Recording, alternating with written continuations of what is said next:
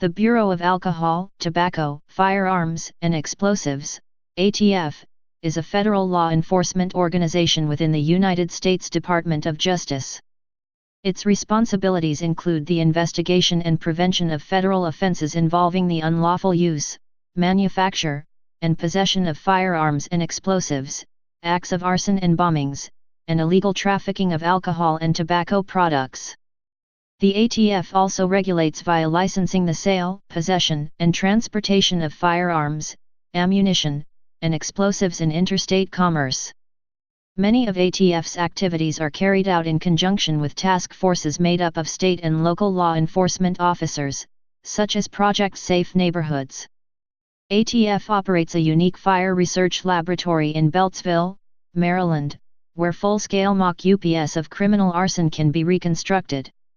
The agency is led by Thomas E. Brandon, Acting Director, and Ronald B. Turk, Acting Deputy Director. ATF has 4,770 employees, and an annual budget of $1.15 billion, 2012. History. The ATF was formerly part of the United States Department of the Treasury, having been formed in 1886 as the Revenue Laboratory within the Treasury Department's Bureau of Internal Revenue. The history of ATF can be subsequently traced to the time of the Reveneurs or Reveneurs and the Bureau of Prohibition, which was formed as a unit of the Bureau of Internal Revenue in 1920. It was made an independent agency within the Treasury Department in 1927, was transferred to the Justice Department in 1930, and became, briefly, a division of the FBI in 1933. When the Volstead Act, which established prohibition in the United States, was repealed in December 1933, the unit was transferred from the Department of Justice back to the Department of the Treasury, where it became the Alcohol Tax Unit, ATU, of the Bureau of Internal Revenue. Special Agent Elliot Ness and several members of the Untouchables, who had worked for the Prohibition Bureau while the Volstead Act was still in force, were transferred to the ATU. In 1942, responsibility for enforcing federal firearms laws was given to the ATU. In the early 1950s, the Bureau of Internal Revenue was renamed Internal Revenue Service, IRS, and the ATU was given the additional responsibility of enforcing federal tobacco tax laws. At this time, the name of the ATU was changed to the Alcohol and Tobacco Tax Division, ATTD. In 1968, with the passage of the Gun Control Act, the agency changed its name again, this time to the Alcohol, Tobacco, and Firearms Division of the IRS and first began to be referred to by the initials ATF. In Title 11 of the Organized Crime Control Act of 1970, Congress enacted the Explosives Control Act, 18 U.S.C.A. Chapter 40, which provided for close regulation of the explosives industry and designated certain arsons and bombings as federal crimes. The Secretary of the Treasury was made responsible for administering the regulatory aspects of the new law, and was given jurisdiction over criminal violations relating to the regulatory controls. These responsibilities were delegated to the ATF division of the IRS. The Secretary and the Attorney General were given concurrent jurisdiction over arson and bombing offenses.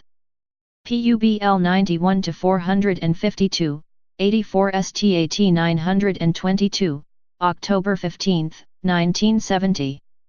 In 1972 ATF was officially established as an independent bureau within the Treasury Department on July 1, 1972.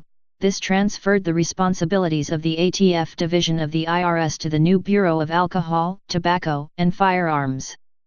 Rex D. Davis oversaw the transition, becoming the Bureau's first director, having headed the division since 1970.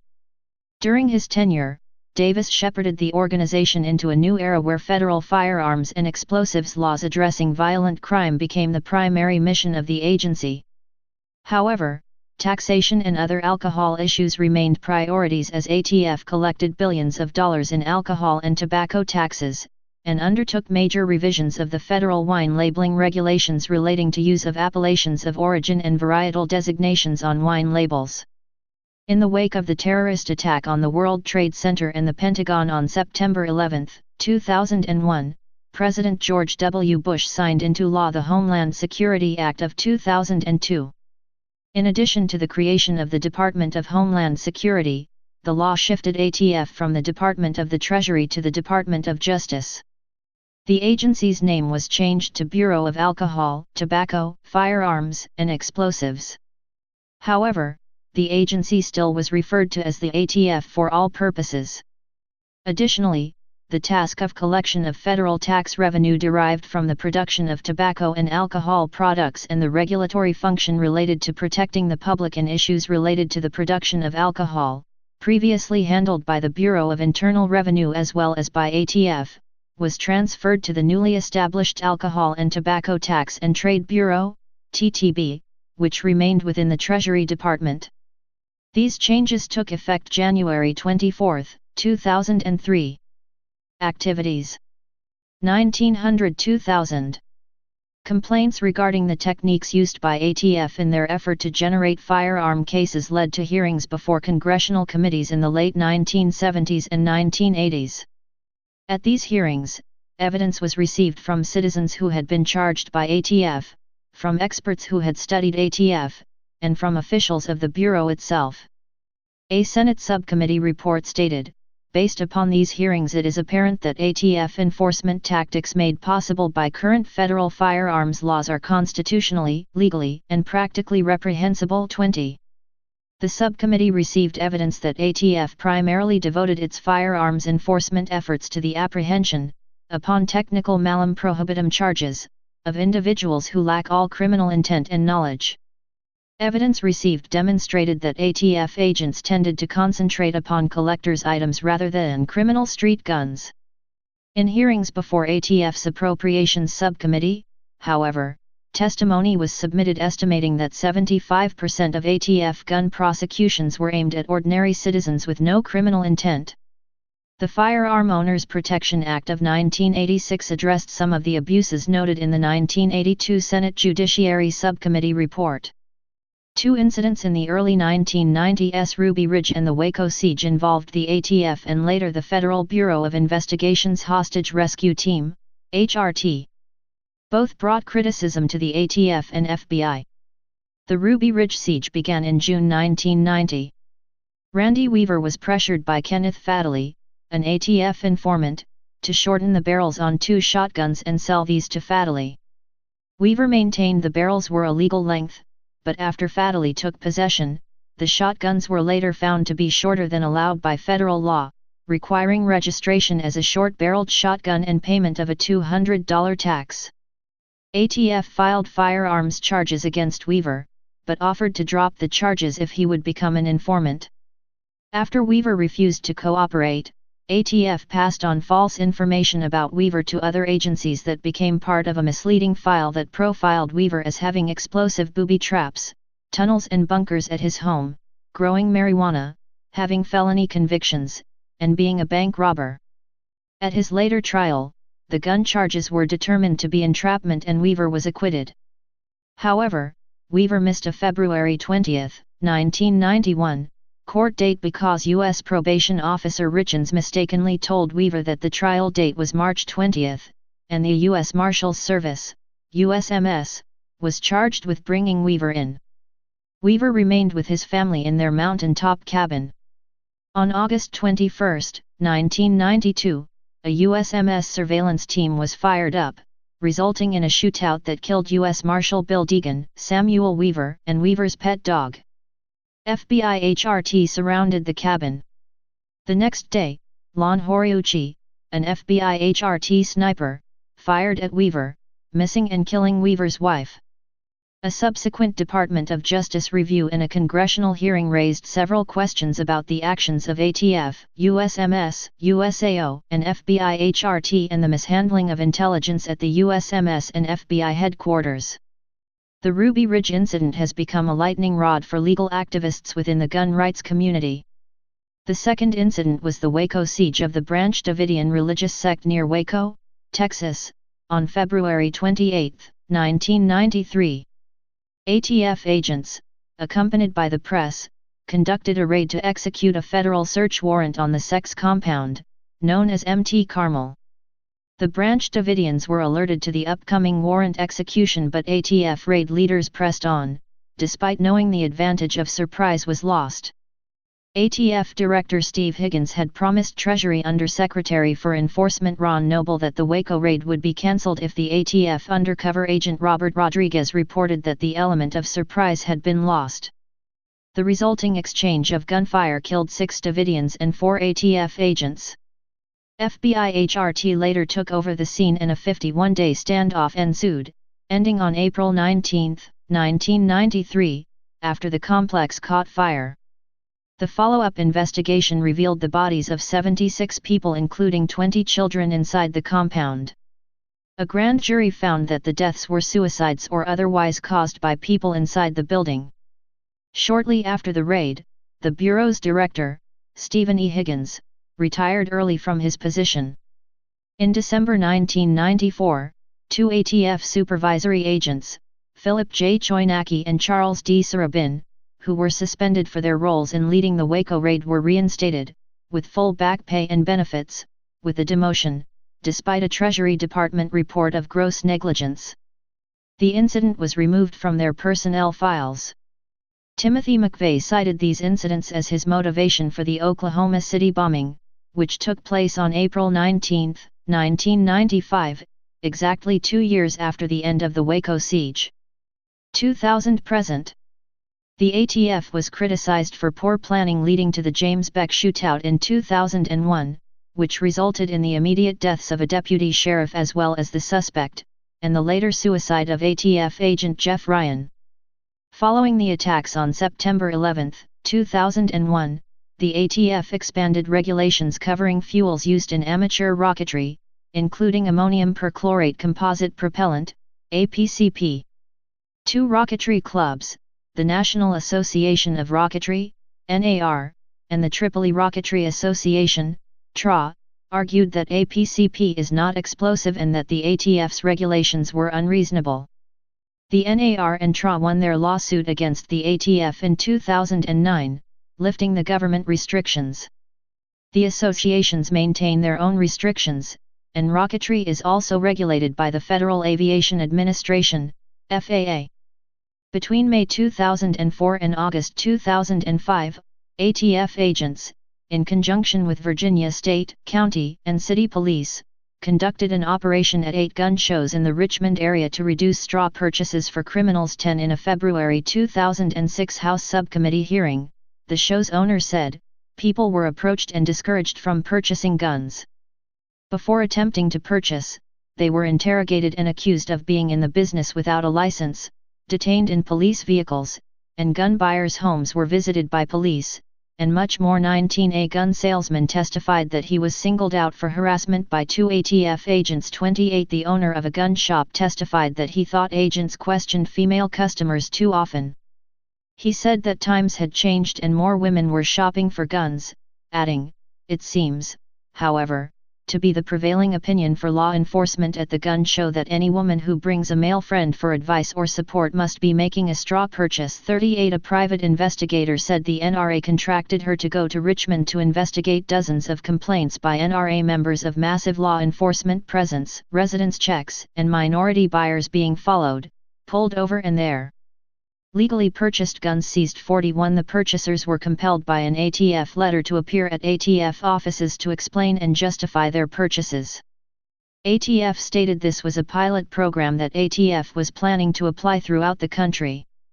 In Pittsburgh, Pennsylvania, ATF agents visited a gun show's customers' homes a week after the show, demanding to see the buyer's guns or sale paperwork and arresting those who could not or would not comply.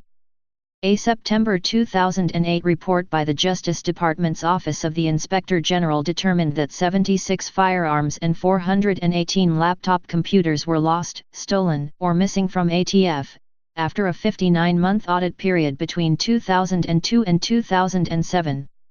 In May 2008, William Newell, special agent in charge of the Phoenix ATF office, said, "When 90% plus of the firearms recovered from these violent drug cartels are from a U.S. source, we have a responsibility to do everything we can to stem the illegal flow of these firearms to these thugs." According to the Justice Department's Office of the Inspector General, ATF told the OIG that the 90% figure could be misleading because it applied only to the small portion of Mexican crime guns that are traced. Under Operations Fast and Furious, Too Hot to Handle, and Wide Receiver, indictments show that the Phoenix ATF office, over protests from the gun dealers and some ATF agents involved and without notifying Mexican authorities, facilitated the sale of over 2,500 firearms, AK-47 rifles, FN 5.7mm pistols, and .50 caliber rifles, to traffickers destined for Mexico. Many of these same guns are being recovered from crime scenes in Arizona and throughout Mexico, which is artificially inflating ATF's E-Trace statistics of U.S. origin guns seized in Mexico. One gun is alleged to be the weapon used by a Mexican national to murder Customs and Border Protection agent Brian Terry on December 14, 2010. ATF and DOJ denied all allegations. After appearing at a congressional hearing, 3 supervisors of Fast and Furious, William G. McMahon, Newell, and David Voth, were reported as being transferred and promoted by ATF. ATF denied the transfers were promotions. In June 2011, Vince Cefalu, an ATF special agent for 24 years who in December 2010 exposed ATF's Project Gunrunner scandal, was notified of his termination. 2 days before the termination, Representative Darrell Issa, RCA, chairman of the House Committee on Oversight and Government Reform, sent a letter to the ATF warning officials not to retaliate against whistleblowers. Cefalu's dismissal followed allegations that ATF retaliates against whistleblowers. ATF spokesman Drew Wade denied that the Bureau is retaliating but declined to comment about Cefalu's case. In 2015, a proposal by the ATF to prohibit sales of certain .223 cartridges was dropped following a negative response from the public and the legislature. In 2017, information was leaked about a proposal by the Deputy Director of the ATF, the No. 2 official, to deregulate firearm sound suppressors and other pro-gun actions to be taken, known as the White Papers. These are merely just an opinion and as of now have no legal bearing. Violent crime. Since 2001, ATF agents have recommended over 10,000 felons every year for federal prosecution for firearms possession through the Project Safe Neighborhoods framework. In PSN's first year, 2001-2002, over 7,700 of these cases resulted in convictions with an average sentence of over 5 years per defendant. This number had risen to over 12,000 prosecutions in FY 2007. The annual FBI Uniform Crime Report, UCR, demonstrated that throughout the decade of 2001-2010, the reduction of violent crime offenses in United States districts with dedicated Project Safe Neighborhood agents and United States attorneys far outperformed the national average. An outgrowth of the Project Safe Neighborhoods framework was the creation of violent crime impact teams which worked proactively to identify, disrupt, arrest and prosecute the most violent criminals through innovative technology, analytical investigative resources and an integrated federal, state and local law enforcement strategy. Generally, about 90% of the cases referred by ATF for prosecution each year are for firearms, violent crime, and narcotics offenses. Through the first half of 2011, ATF, with fewer than 2,000 active special agents, had recommended 5,203 cases for prosecution. This yields an average of 5.0 cases per agent per year.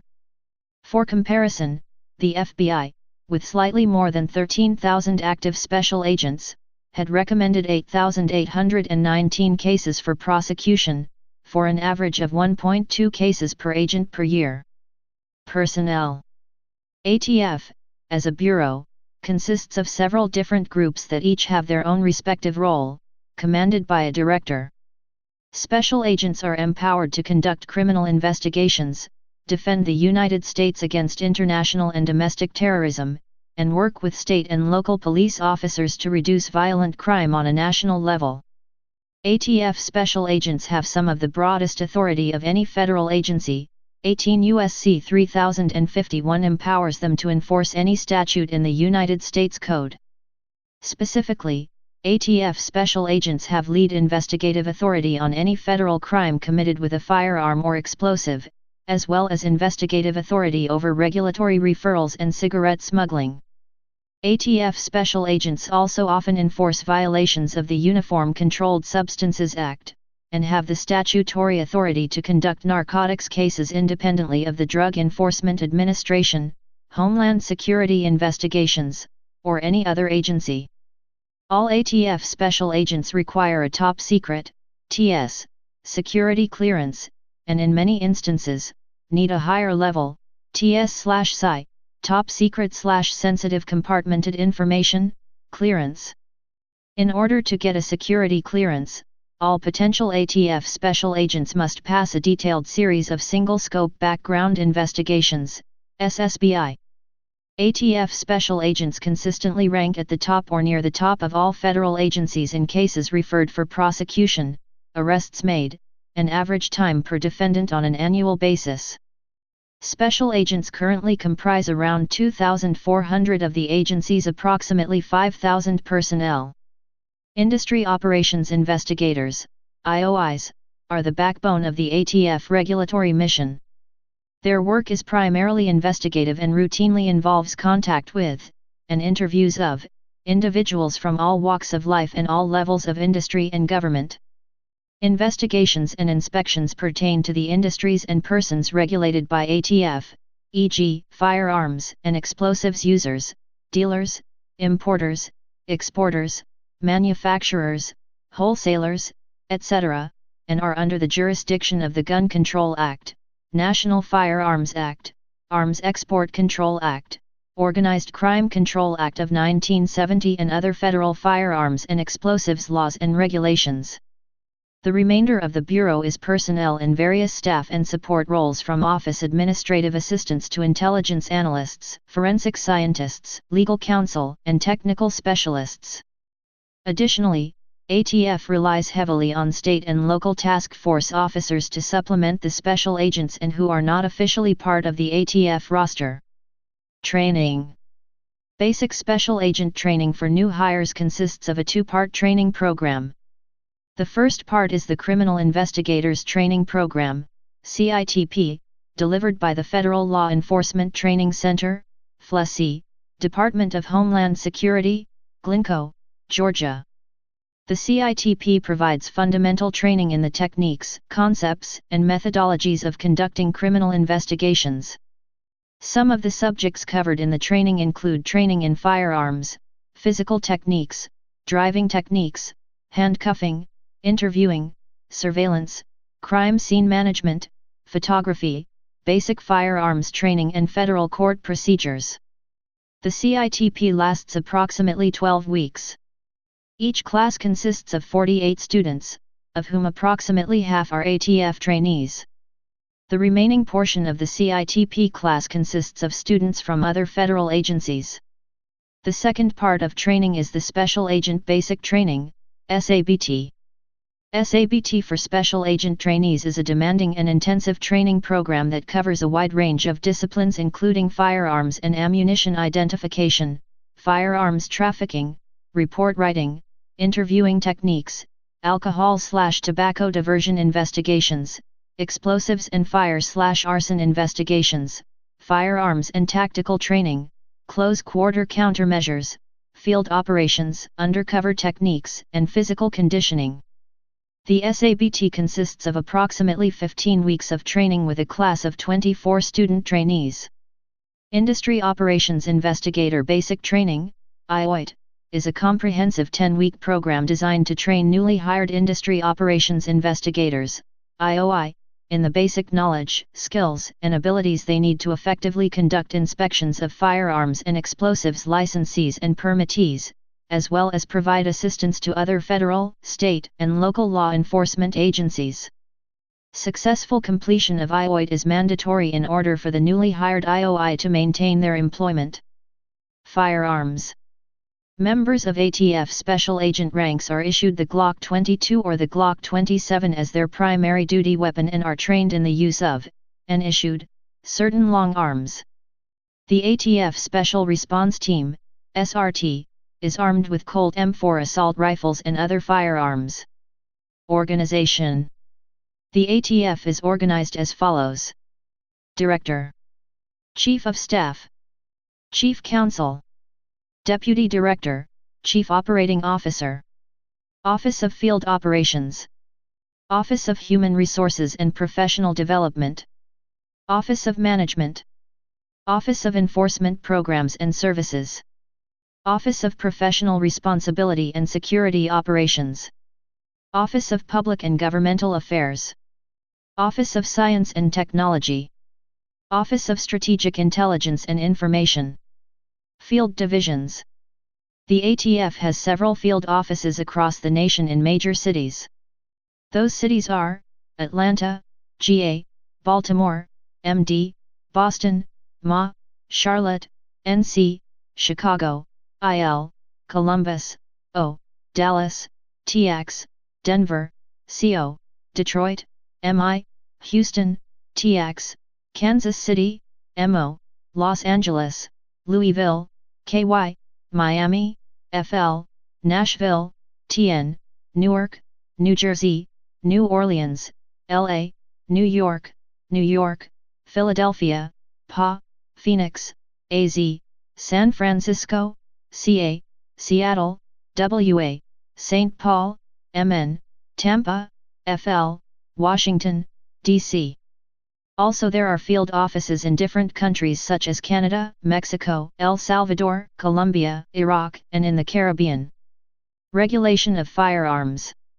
ATF is responsible for regulating firearm commerce in the United States. The Bureau issues federal firearms licenses, FFL, to sellers, and conducts firearms licensee inspections. The Bureau is also involved in programs aimed at reducing gun violence in the United States, by targeting and arresting violent offenders who unlawfully possess firearms. ATF was also involved with the Youth Crime Gun Interdiction Initiative, which expanded tracing of firearms recovered by law enforcement, and the ongoing Comprehensive Crime Gun Tracing Initiative. ATF also provides support to state and local investigators, through the National Integrated Ballistic Identification Network, NIBIN, program. Firearms Tracing. ATF's Comprehensive Crime Gun Tracing Initiative is the largest operation of its kind in the world. In FY07, ATF's National Tracing Center processed over 285,000 trace requests on guns for over 6,000 law enforcement agencies in 50 countries. ATF uses a web-based system, known as eTrace, that provides law enforcement agencies with the capability to securely and electronically send trace requests, receive trace results, and conduct basic trace analysis in real time. Over 2,000 agencies and more than 17,000 individuals currently use eTrace, including over 33 foreign law enforcement agencies. Gun tracing provides information to federal, state, local and foreign law enforcement agencies on the history of a firearm from the manufacturer, or importer, through the distribution chain, to the first retail purchaser. This information is used to link suspects to firearms in criminal investigations, identify potential traffickers, and detect in-state, interstate, and international patterns in the sources and types of crime guns. These results are then used to help the courts prosecute the offenders and attempt to clamp down on firearm crime. Firearms Ballistic Tracing. ATF provides investigative support to its partners through the National Integrated Ballistic Information Network, NIBIN, which allows federal, state, and local law enforcement agencies to image and compare crime gun evidence. NIBIN currently has 203 sites. In FY07, NIBIN's 174 partner agencies imaged more than 183,000 bullets and casings into the database, resulting in over 5,200 matches that provided investigative leads. Regulation of explosives. With the passage of the Organized Crime Control Act, OCCA, in 1970, ATF took over the regulation of explosives in the United States, as well as prosecution of persons engaged in criminal acts involving explosives. One of the most notable investigations successfully conducted by ATF agents was the tracing of the vehicle used in the World Trade Center 1993 bombings, which led to the arrest of persons involved in the conspiracy.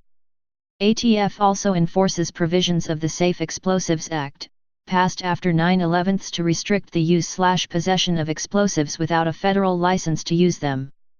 ATF is considered to be the leading federal agency in most bombings that occur within the U.S., with exception to bombings related to international terrorism, investigated by the FBI. ATF currently trains the U.S. military in evidence recovery procedures after a bombing. All ATF agents are trained in post-blast investigation, however ATF maintains a cadre of approximately 150 highly trained explosive experts known as Certified Explosives Specialists, CES. ATF/CES agents are trained as experts regarding improvised explosive devices, IEDs, as well as commercial explosives. ATF agents work closely with state and local bomb disposal units, bomb squads, within the United States. Director confirmation controversy. In 2006, the National Rifle Association, NRA, lobbied U.S. Representative F. James Sensenbrenner to add a provision to the Patriot Act reauthorization that requires Senate confirmation of ATF director nominees. Prior to that, ATF directors were simply appointed by the administration. After that, the NRA lobbied against and effectively blocked every presidential nominee, leaving the agency in the hands of acting directors for 7 years. In 2007, Bush nominated Mike Sullivan for the position, a U.S. attorney from Boston with a good reputation, but Republican Senators Larry Craig and Michael D. Crapo, both from Idaho, blocked his confirmation after complaints from an Idaho gun dealer. In 2010, President Barack Obama nominated Andrew Traver, head of the ATF's Denver division, to fill the top spot, but the Senate never held his confirmation hearings. The NRA strongly opposed Traver's nomination. Ultimately, B. Todd Jones was nominated by Obama and confirmed by the Senate as permanent ATF director on July 31, 2013. Directors. A list of recent ATF directors. 1970–1978, Rex D. Davis, B. 1924–D. 2008. 1979–1982, G. R. Dickerson. 1982–1993, Stephen Higgins, B. 1938. 1993–1999, John Magaw, B. 1935. 1999–2004, Bradley A. Buckles, B. 1949. 2004, Edgar A. Domenech, first time acting. 2004–2006, Carl Truscott, B. 1957. 2006, Edgar A. Domenech, second time acting. 2006–2009, Michael Sullivan, acting. 2009, Ronald Ronnie A. Carter, acting. 2009–2011, Kenneth E. Melson, acting. 2011–2015, B. Todd Jones. 2015–present, Thomas Brandon, acting. Please subscribe and thanks for watching.